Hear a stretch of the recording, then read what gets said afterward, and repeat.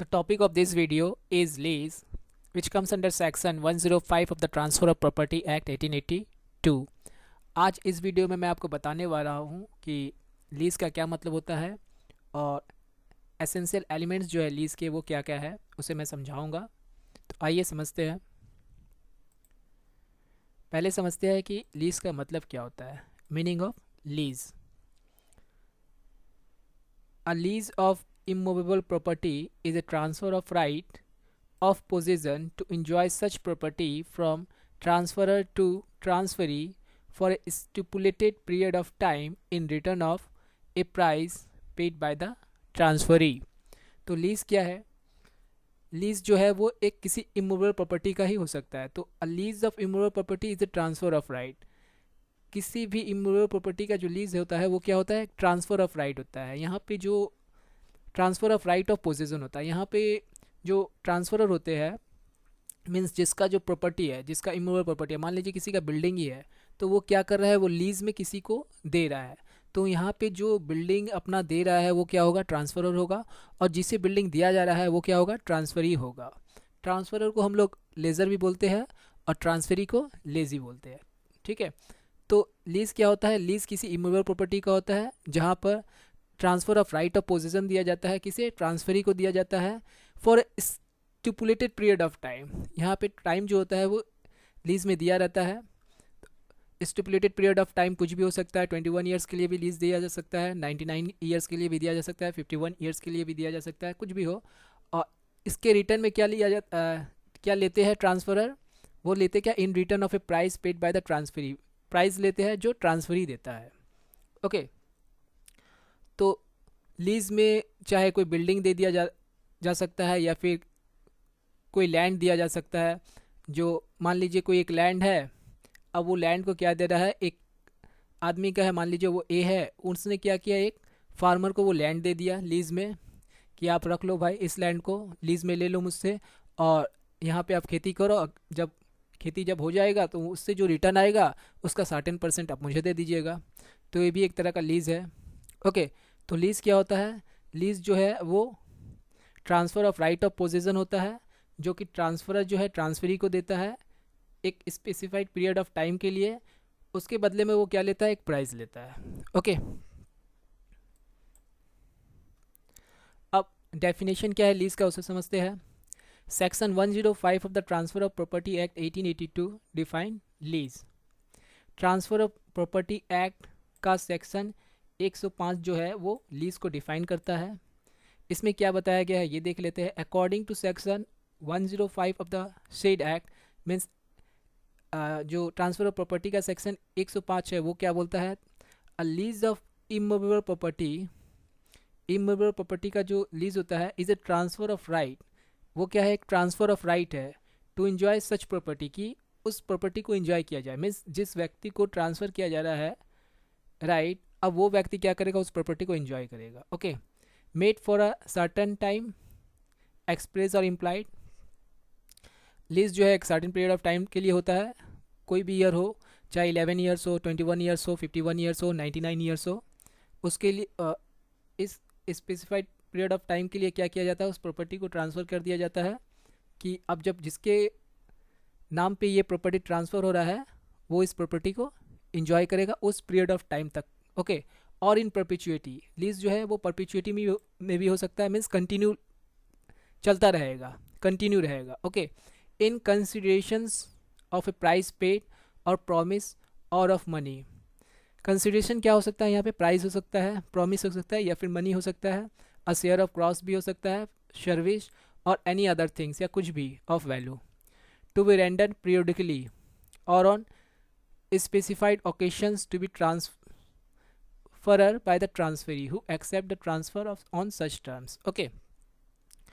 तो अगर सीधा सीधा समझे तो लीज जो है वो किसी इमूवेबल प्रॉपर्टी के लिए होता है। इसमें जो है ट्रांसफरर जो है वो ट्रांसफरी को अपना इमूवेबल प्रॉपर्टी देता है एक स्पेसिफाइड पीरियड ऑफ टाइम के लिए। टाइम उसमें लीज में एक टाइम पीरियड दे दिया जाता है इतने समय के लिए। उसके बदले में वो क्या ले सकता है? वो प्राइस ले सकता है या मनी ले सकता है, शेयर ऑफ क्रॉप्स। मान लीजिए कोई अपना लैंड ही किसी फार्मर को दे रहा है तो उसके अगेंस्ट में क्या लेगा? उसका जो खेती से जो उसका प्रॉफिट हुआ है उसका एक हिस्सा ले सकता है, या फिर मंथली बेसिस पे भी वो फार्मर को दे सकता है, तो ये भी एक तरह का लीज ही है। ओके, तो यहाँ पे जो ट्रांसफरर होते हैं वो लेज़र होते हैं, और जिसे लैंड ट्रांसफ़र किया जाता है वो लेज़ी होते हैं। तो laser, lazy, premium and rent defined. तो ये जो लेज़र कौन है, लेज़ी कौन होते हैं, प्रीमियम क्या होता है, रेंट क्या होता है, उसे देखते हैं। The transferor is called the lessor, जो ट्रांसफरर होते हैं वो लेज़र होते हैं। The transferee is called the lessee, and जो ट्रांसफरी होते हैं वो कौन होते हैं, लेज़ी होते हैं। The price is called the premium, price क्या होता है, वो प्राइस को प्रीमियम बोलते हैं। Okay, and the money, share, service और other things to be so rendered is called the rent. जो मनी दिया जा रहा है, या शेयर दिया जा रहा है, या सर्विस दिया जा रहा है, या फिर और कोई भी अदर थिंग्स, उसे क्या बोलेंगे, रेंट बोलेंगे। ओके, तो कोई भी लीज एग्रीमेंट बनता है या जो लीज में प्रॉपर्टी दिया जाता है, तो उसमें ट्रांसफ़र कौन होंगे, लेज़र। ट्रांसफरर जो होंगे वो लेज़र होंगे, ट्रांसफरी जो होंगे वो लेज़ी होंगे, प्राइस जो होगा वो प्रीमियम होगा, मनी, शेयर, सर्विस या अदर थिंग्स, उसे क्या बोलेंगे, रेंट बोलेंगे। Okay, in a lease, lease में क्या होता है, the transfer of immovable property is not absolute transfer like a sales.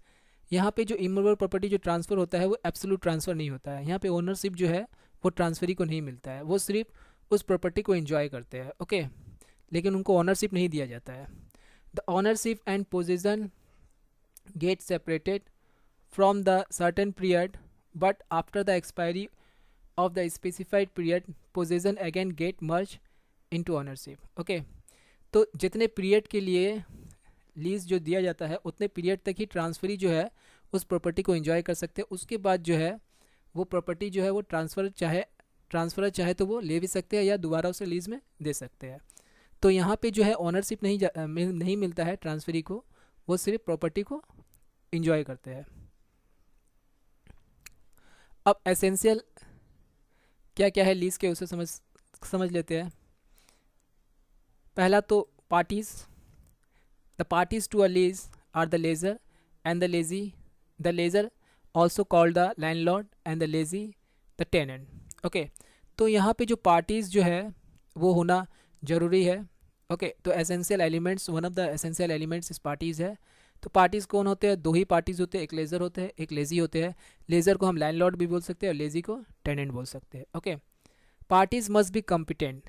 अब यहाँ पे जो पार्टीज है वो कॉम्पिटेंट होना चाहिए। कोई माइनर व्यक्ति जो है, माइनर पर्सन जो है वो लीज एग्रीमेंट नहीं कर सकता है। ओके, तो पार्टीज मस्ट बी कॉम्पिटेंट।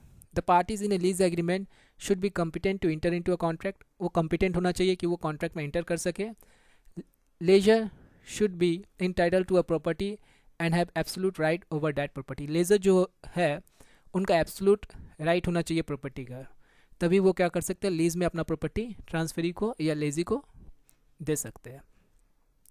तो parties must be competent, parties जो है वो कॉम्पिटेंट होना चाहिए। कोई पागल के साथ जो है लीज नहीं किया जा सकता है, तो कॉम्पिटेंट होना चाहिए, मेजर होना चाहिए, साउंड माइंड पर्सन होना चाहिए। Okay, subject matter of lease, the subject matter of lease must be immovable property. Lease का जो सब्जेक्ट मैटर वो क्या होना चाहिए, इमूवेबल प्रॉपर्टी होना चाहिए।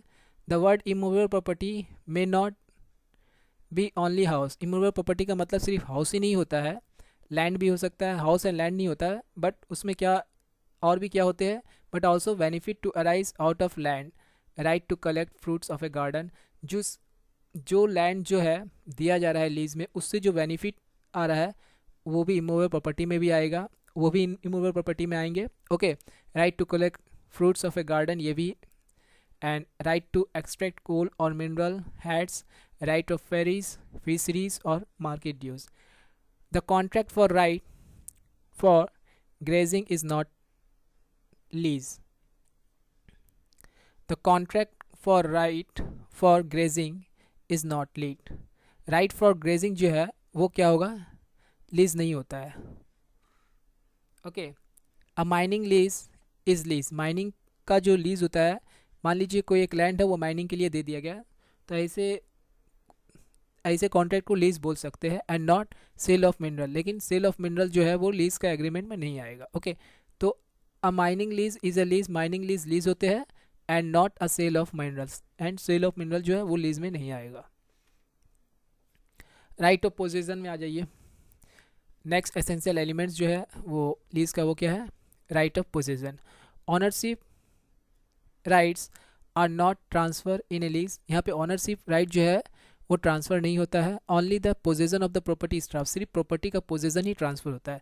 तो लीज में जो है वो ऑनरशिप जो है वो ट्रांसफरी को नहीं मिलता है, उसे सिर्फ प्रॉपर्टी का पोजेसन मिल जाता है, ठीक है, वो भी सर्टेन पीरियड ऑफ टाइम, जितना लीज में दिया रहता है time period. Next one is rent. Consideration for a lease can be taken in the form of a rent और प्रीमियम।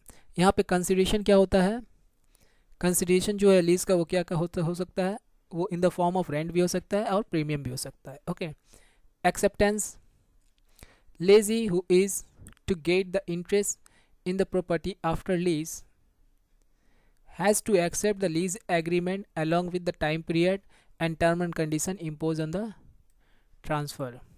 यहाँ पे acceptance होना चाहिए, जो एग्रीमेंट बन रहा है उस एग्रीमेंट का एक्सेप्टेंस होना चाहिए, जो टाइम दिया गया है लीज एग्रीमेंट में उसे ट्रांसफरी भी एक्सेप्ट करेगा एंड ट्रांसफरर भी एक्सेप्ट करेगा। मीन्स लेजर एंड लेजी दोनों ही उस टर्म को एक्सेप्ट करेंगे, उसके बाद ही वो लीज जो है वो वैलिड होगा। ओके, तो lessee is to get the interest in the property after lease has to accept the lease agreement along with the time period and terms and condition imposed on the transfer.